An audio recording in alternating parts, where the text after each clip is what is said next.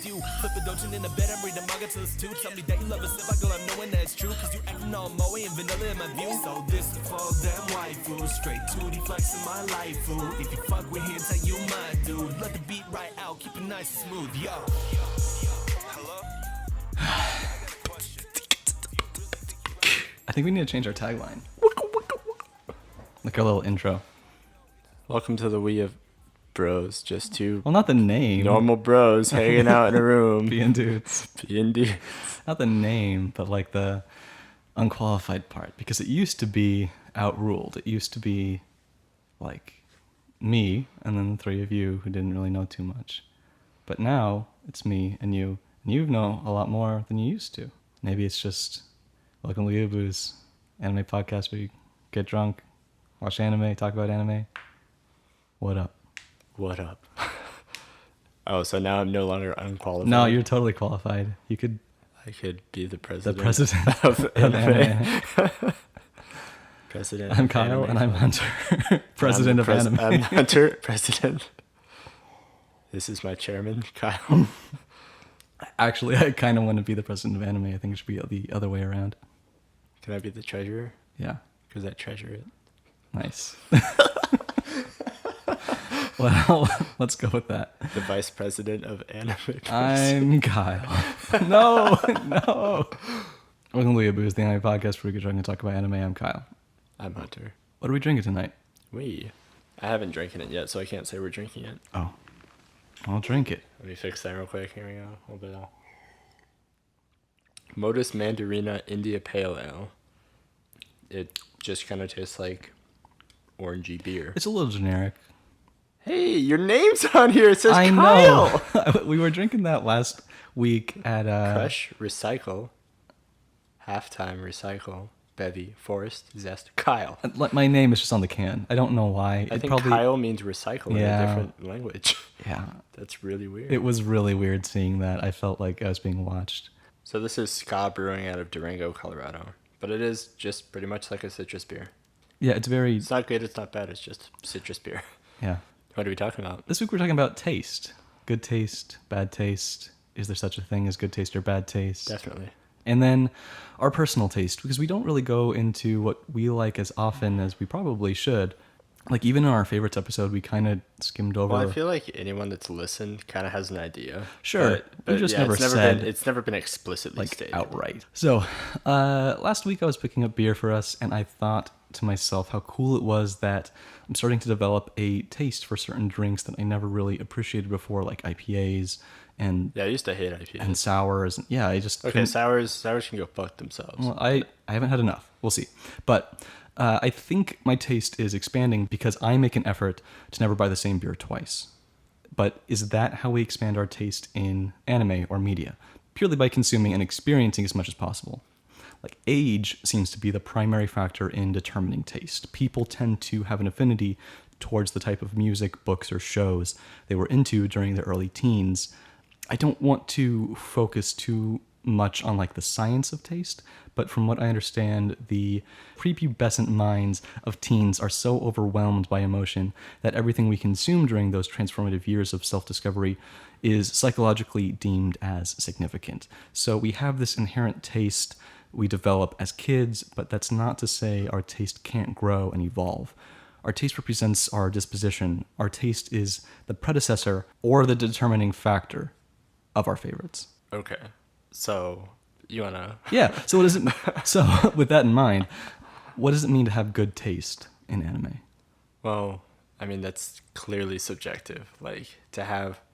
I mean, I guess if you want to be objective, like, good taste is, liking stuff that everyone else has agreed is good. Yeah. At whatever level, like, whoever you, associate yourself with, if they like the things that you like, then you have good taste. Sure. But you could have what you assume to be good taste and, like, go to a different, group of, like, a different social circle, and they would think you have bad taste. Yeah. I mean, let's compare it to food or beer in this case. Like just last week we drank this. What was the Brooklyn beer? Do you remember? Yeah. And like it sounds like sriracha. Yeah. But it's actually spelled sriracha. It's not like it's not the chicken sauce. It's not spelled like Sriracha. sriracha, and then people just like pronounce it sriracha. It was actually like Soracij. Right. CHI. But the point is, like, we were baffled by Yeah, that it's taste. weird. And I think someone with good taste in beer would have been able to recognize the properties and subtle flavors of that beer. They would say it was like We're rich getting or more into, earthy like, or delicate. respecting as opposed to just like, I think the taste is more surface level than that, because if you say I have like good taste means that I can appreciate even like stuff that is not so good. Like you can appreciate and respect anything even if you don't like it. I'm Right. not sure that that's taste so much as like being able to respect stuff even if you don't like it. Like taste is so much more like surface level. It's like, I like this, that, and that. Do you like this and that? Oh, you have good taste. Maybe I kind of disagree. I Well, mean, so I would say, like, for anime, the equivalent of like food or beer, which we talked about, is the ability to identify the tone, the takeaway, the deeper meaning, voice acting, no, I character totally dynamics. don't agree. It's like, so if I listen to music and somebody else is listening to music Mm-hmm. and it's like, it's something I haven't heard before, but it's that same kind of genre. Like for me right now, if it's like chill, kind of like hip hop or just like Bonobo or Taiko or something, Sure. right? If somebody shows me music that's like that, but a band I've never heard, I'd be like, wow, you have really good taste in music. And then like fucking a juggalo would be sitting in the car and be like, this is gay. But that's You not have bad good taste. That's having a similar taste, not good taste. Are you No, saying but it's that's purely what I would based say. on? I would say you have good taste. You have good taste in music. I think you have good taste. It's all subjective. It's so surface level. Right, and well, okay, I get what you're saying, but I think you are focusing too much on sharing similar tastes and not good or bad. Well, that's what it is. There is no good or bad. There is just. And I'm stuff you saying there agree. is. Okay, so I'm what would- saying good taste is simply the ability to identify like what is in an anime or a drink. Or you were talking about guitars last week. You said I would have no idea whether to buy one guitar over the other, but when you read the description of like it has like a warm sound or Oh, something right, like right, that. right. Well, that was different because it's like when they're talking about guitars, it's like they're comparing it, but they only use like good determining words. It's like this one's bright and warm, and the other one's like this one's mellow and like inviting, and you're like those both sound the same and good, but they're just different words. Well, I think you need to watch something intently so you can analyze and, most importantly, justify why you think something is good. If you're only watching something for one reason, like visuals, you aren't fully appreciating it for what it is. But I think that's almost the difference between like an aficionado and someone that just like a casual, someone that just enjoys it. Like, Well, I think an aficionado has good taste and a casual doesn't if they can't justify it. well, you're just saying that justification is the main factor. Yes. Like, so if me and the aficionado both watched 10 shows and I was like, I liked it, it was good. And the other guy was like, I liked it because the character development was blah, blah, blah. And like went into everything. Then you both have good taste, but the aficionado. Coincidentally. Oh my God. It's a coincidence. Okay, but you can have good taste without respecting anything, right? Purely by luck. Yes. By luck? Yes. No. You can just like it because you like it.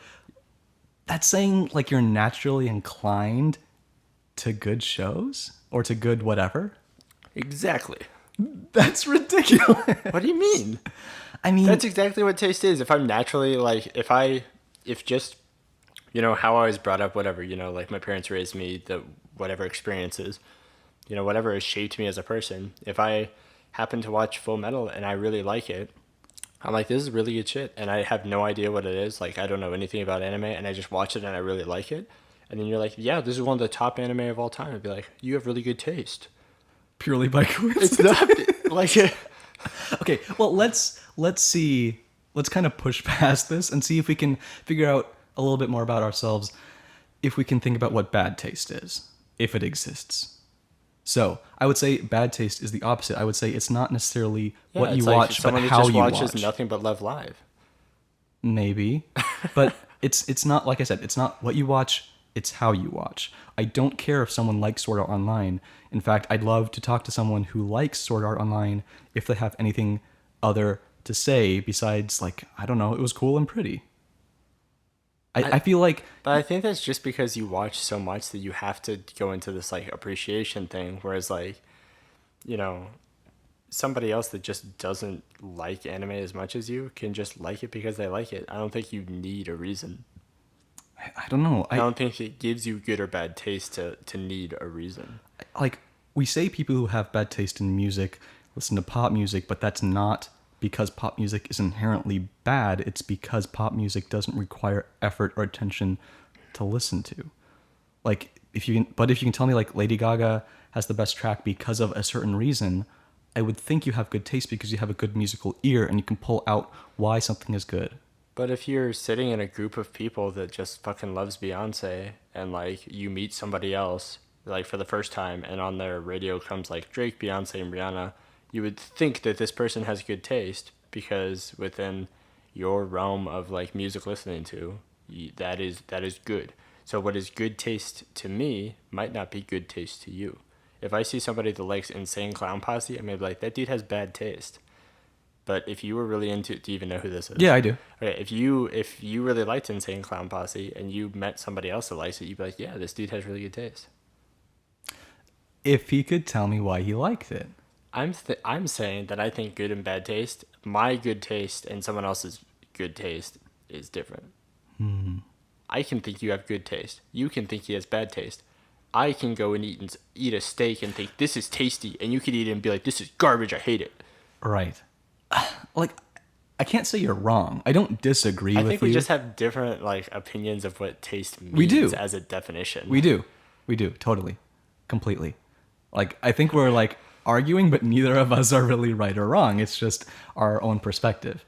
Yeah, exactly. So let's go into our personal taste. Okay, your personal tastes. So let's start with you. What is your taste? What do you consider your taste to be? Do you have like a generalization? Do you have a few things that you really can like pull out? And So unlike Sam, I have no problem with like fan service or like just obviously if I'm gonna watch something that's already fantasy, I like the characters to be attractive. That's obviously usually not a problem with anime, but I do think that it's like it's enjoyable to watch. It's not because you want to fuck the characters. Right. It's because you just think that it's like, oh, like it's pretty. I like seeing pretty girls. Like it doesn't always have to be like, love or something. It's just like I like watching pretty things, right? Yeah. Like I like watching beautiful action sequences. I like watching pretty girls, and I watch like. so your taste is highly dependent upon visuals. Yes, visuals, and then another thing is that music. I think that music can make a bad show very, very good.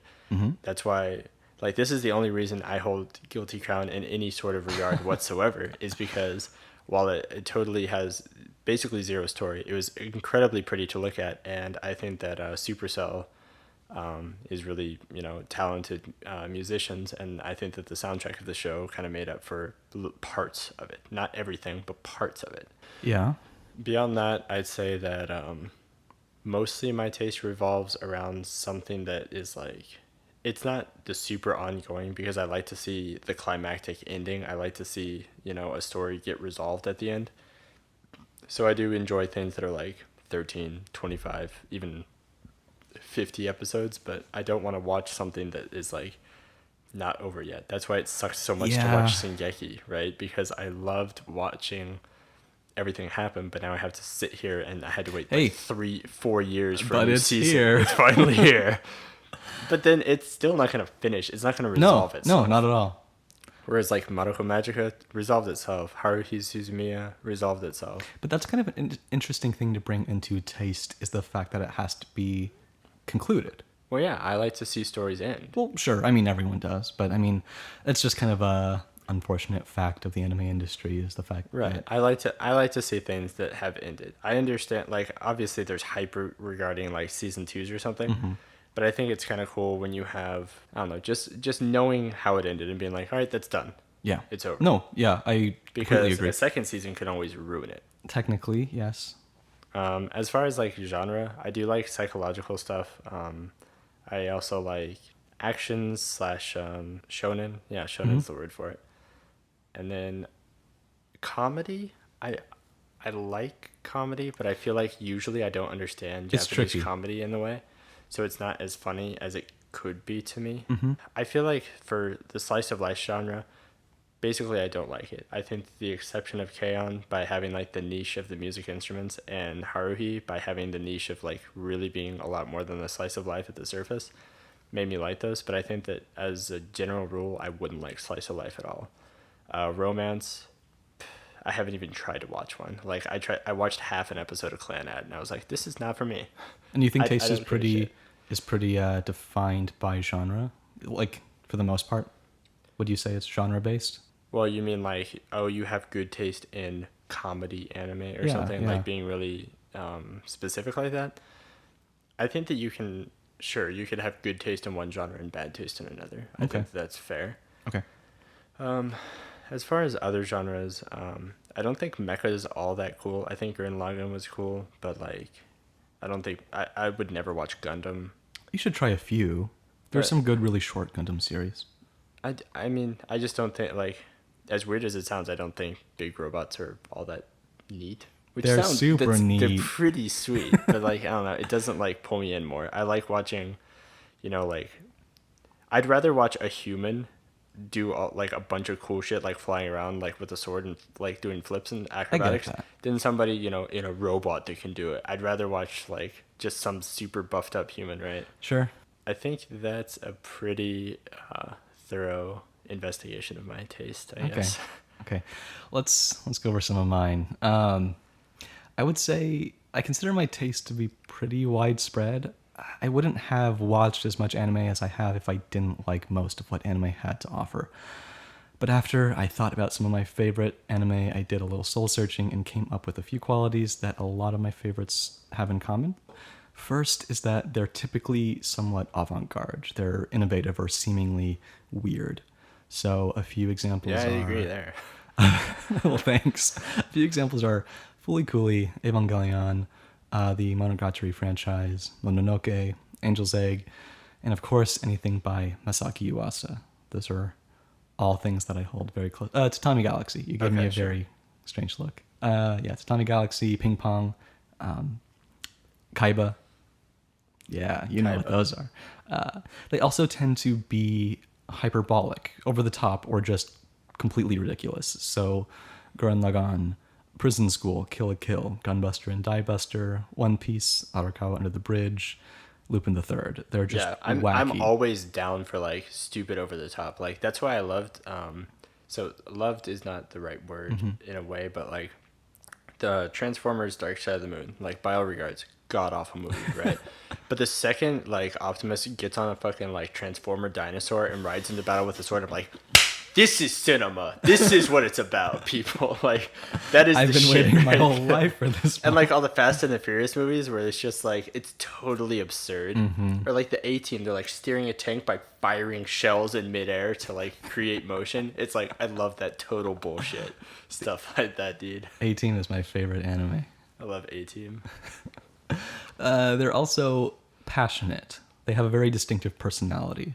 So, Space Brothers, Eureka 7, Mushishi, Every Beck. time you say Space Brothers, I think of it's like The Rose or something, whatever. It was that mini horror movie where it's like Oh, no, I no, called no. it Space Buddies or something. Space Buddies. Yeah, no. You're thinking of Memories, the short from Magnetic Rose. That's- Magnetic Rose, that's what it is. Yes, that is not Space Every time Brothers. you say Space Brothers, that's what I think. No. And it's just buds in Buds in space space. doing their thing. Being pros. Space Brothers, Mushishi, Beck, Ashita no Joe, sort of the Stranger, Futuroid Conan. Those are all shows with very distinct personalities, I feel. And then finally, they're meaningful. I like shows that are meaningful and deep. So shows like Monster, Hyugemono, Shinsekai Yori, Serial Experiments Lane, and anything by Satoshi Kon. They're very deep. Like, it's hard for me to define my taste by nothing but a genre. I think I prefer psychological anime, but they're pretty uncommon. Like, overall, I value the plot more than visuals, because I think visuals can only enhance a show, but plot is kind of what makes it good or bad. It kind of makes it or breaks it. But I still feel like I'm barely scratching the surface. There's so much more that I love. I love the gritty retro aesthetic of like the 80s cyberpunk bubblegum crisis. I love the dull muted color palette of Hyoka. I didn't even go into, like, I was going to talk about my favorite, like, thematically, what I like about anime, and most of them revolved around very sexual themes, but, like, that has to be another topic in and of itself, because there were so many themes that I love within different shows. I also went on, like, this very, I thought of this really long tangent about character design, and why I think Shinobu is, like, one of the best designed characters from Bakemonogatari. But like that's just I can go on and on and on about all these different things that I love, but I think we're already out of time. So where do you put what's that fucking anime with the butts and the fighting Keijo? with like 80 exclamation point? Yes. Yeah, we say that one a lot. Yeah. Okay, that one. Where does that fall? Is that one of your guilty pleasures, or is that a not guilty at all, just a pleasure? Well, no, it's a pleasure. I think Keijo's legit good. I think Keijo is a good anime. I hope we managed to convey some sort of message to our sense of Well, taste. here's the thing. Like, so if you like Keijo and someone else likes Keijo, I would say like, you know, you guys don't have that good of taste, and then somebody else would be like, you have the best taste because it's subjective. Well, no, okay. If I say I like Keijo to someone who thinks they have the best taste in anime, and there's like, oh, you like Keijo? You have shit taste. I can be like, no, I like Keijo because, and then I already explained it before on my top 10 list of 2016. Like, Okay, so this just full circle back to us having different definitions. Yes. Let's just move on. well, yeah, that wraps it up. Let's move on to a question. Let's do it. So, we have a question referring to my top 10 anime of 2016. Also, this person said English is not their first language, so I took liberty to tweak a little bit of the grammatical mistakes. What's their username? It was actually through our Gmail. So their name is Daniel, and I do apologize. I do not check the Gmail as regularly as I should, so this is a little bit late, but we're going to be talking about this for a little bit. So, the message. Daniel. Yeah, what up? I was just listening to your podcast and felt a bit triggered when you put ReZero in your last spot of honorable mentions. Haha. I mean, I know everybody has their own taste. I told you someone would be pissed off when I said it. I mean, I know everybody has their own taste in anime and everybody has an opinion, but I do think you're being a little too biased. You said it made you feel a lot of emotions, but also you said the main point of the plot ruined the show. I don't think you're focusing on the right points. Just like you said, nothing really happened in the end, but that's the point.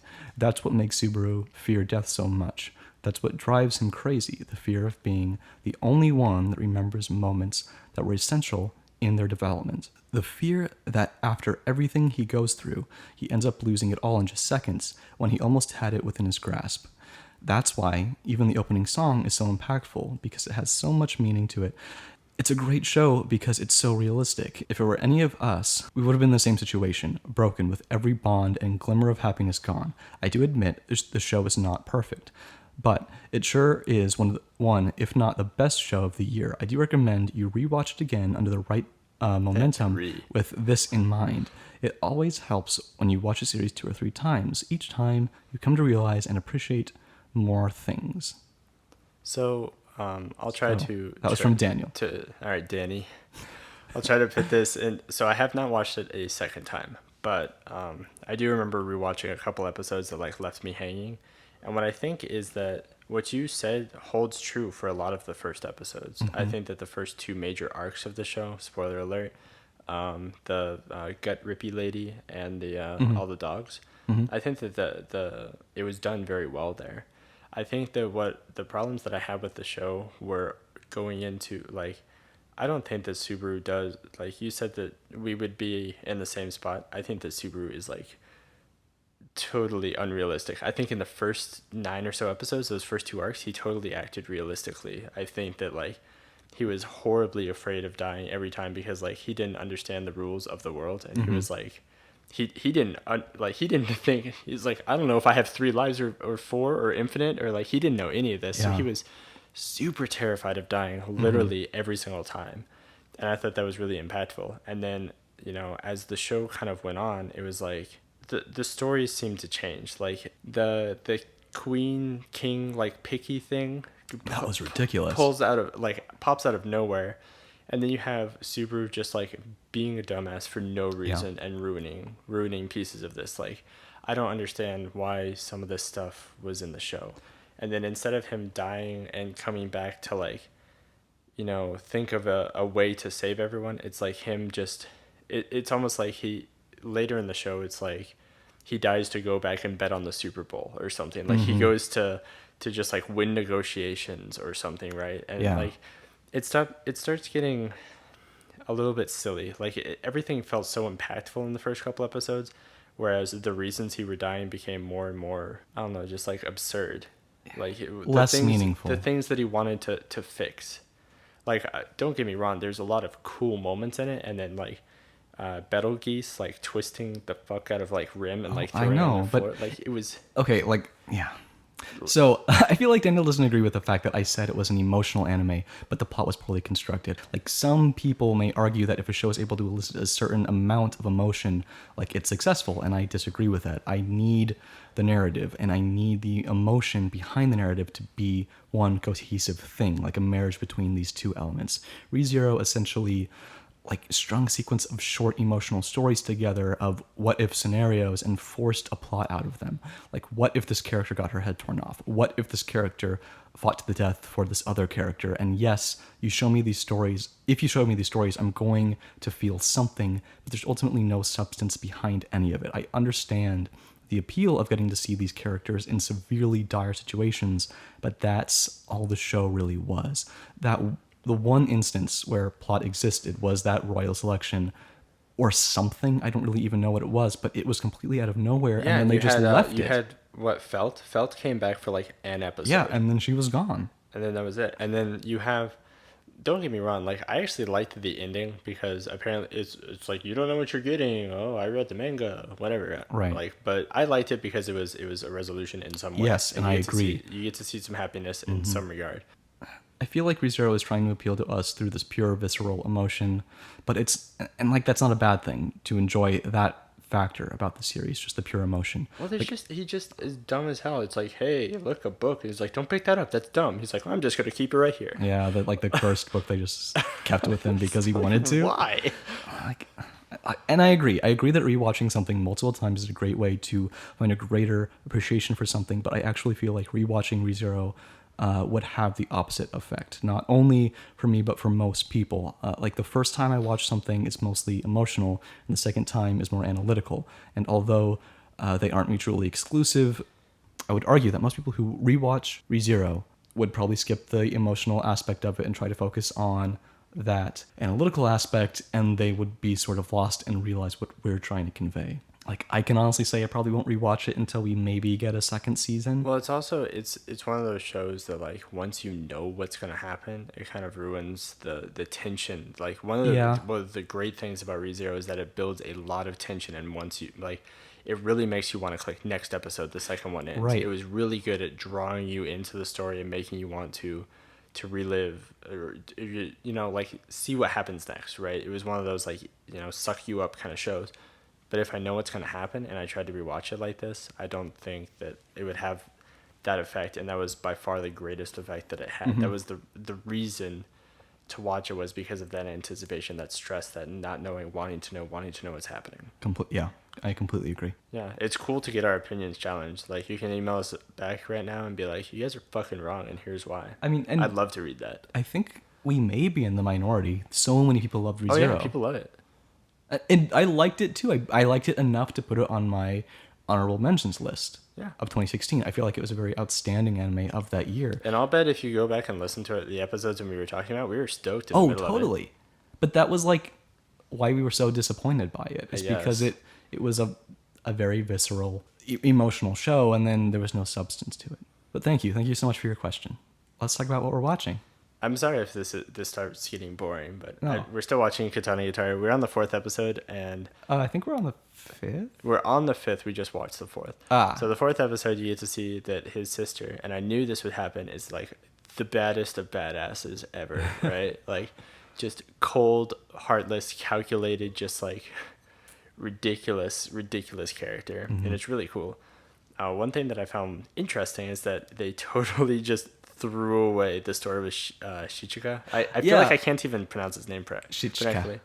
Yeah, Shichika.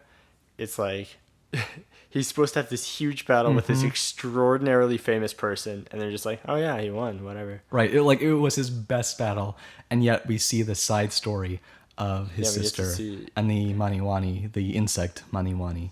Yeah. So, I mean, it's worth it in a way because seeing her story and how fucking awesome she is, and then hopefully getting to see her later in the show since she's kind of like being cheeky and saying that she's going to join this journey.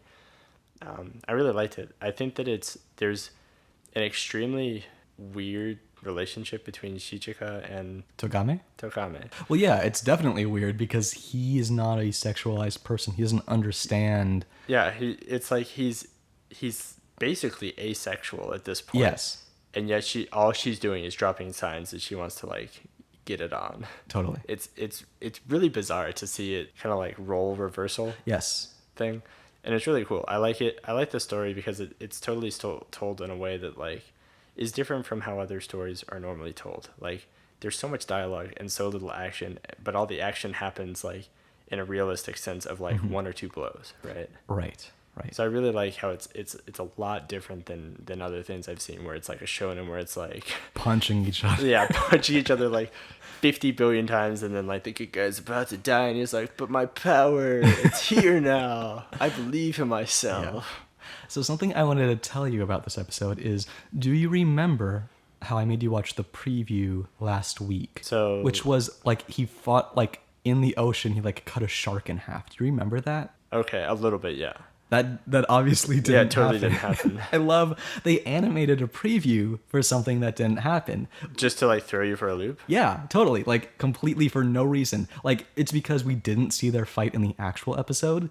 They put a little bit of that animation in a preview. And then the actual episode was not about that fight at all. And that's what really made the episode for me looking back on it, is the fact that there is this epic fight going on between essentially the best swordsman in all of Japan, and we don't see it. They just talk about it. Yeah. And instead we see the side story. So I do think that this is obviously not the last we see of that swordsman man. It looks like a lady, but is a man. I don't know. The name of the person that he fought that we didn't see. he's dead. Dead? They got the sword. Yeah, but that doesn't mean they died. No, like that was his episode. Like the greatest swordsman in Japan, like they got his sword. They blew up the island. They fought a shark apparently. Are you serious? Yeah, that's what they did so good. I figured we would see that person again at some point Nope. because of the way they talked about it. Like, oh, I didn't really think I won a victory's a victory. No, Like, they won. I'll believe it when I see Okay. the finale. So please keep sending us questions and topics. You can send questions to us on Twitter. We're at the Weeaboos, at theweeaboos@gmail.com, and you can send questions to me at Secret Otaku on Tumblr. Also, I haven't been checking the Gmail too often, but it kind of gave me the idea that you can send a lot more to us through Gmail. Like that was a really long but really engaging message about ReZero that we got Yeah, this that's cool. week. But you could also send us wallpapers. Like if you want to add wallpapers that to our screensaver. You can add butts. You can add non-butts. Maybe don't add like straight up nudity. Maybe stay away from that. Whatever. Fucking Kyle don't care. But I also had a kind of a cool idea, which would be, and I don't know how many of you would be into this, but if you can really send us anything through Gmail, I think it might be interesting to send us audio files. Like, I know when I make notes about like what I want to talk about in this podcast, I will hit like the voice recording thing on my iPhone and then email it to myself. And let's say you were watching anime and you have something to say and you record it and email it to us, we could actually play it on the podcast. I think that might be kind of a cool idea. I really doubt anyone's really like super up for that, but I feel like I wouldn't be up for that as like as a listener. Yeah, as a listener, but I would definitely like be unopposed to like receiving something like that. That'd be cool. I think that would be really cool if you guys would like send us like voice messages. You could actually yell "fuck you, Kyle" yeah, right to his face. I hope you don't, but you could. We want to keep the podcast growing, so it really helps when you guys reblog our episodes or share it in whatever way works best for you. And if you have the time, please give us an iTunes review. Those things really help us out.